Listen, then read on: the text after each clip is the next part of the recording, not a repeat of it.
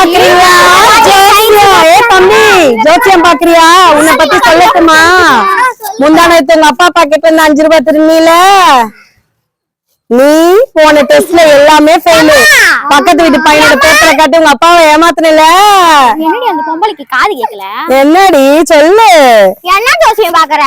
நானா ஒரு புது விதமான ஜோசியம் பாக்குறேன். அது என்ன புது விதம்? உன்னை பத்தி சொல்லட்டுமா? சொல்லு. உள்ளபடி உள்ளத சரியா சொல்லுவான் என் சாம்பு மாவன். அவன் சாம்பு சூம்பு நிக்கினே. சொல்லட்டா? 2 நாளைக்கு முன்னாடி நீ என்ன பண்ணன்னு சொல்லட்டுமா? சொல்ல. உன் பின்னாடி பெஞ்ச்ல இருக்க பொண்ணோட டிஃபன் பாக்ஸ் எடுத்து திருடி சாப்பிட்டீல. உள்ளத உள்ளபடி இன்னும் சரியா சொல்லுவான் சாம்பு. 10 ரூபாய் கொடு. கொடு.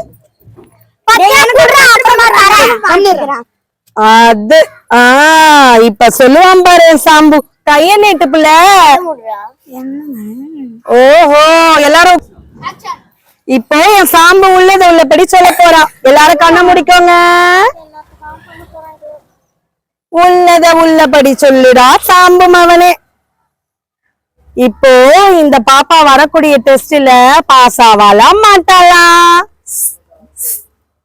என்னல அது புசு புசுன்னு சவுண்ட்?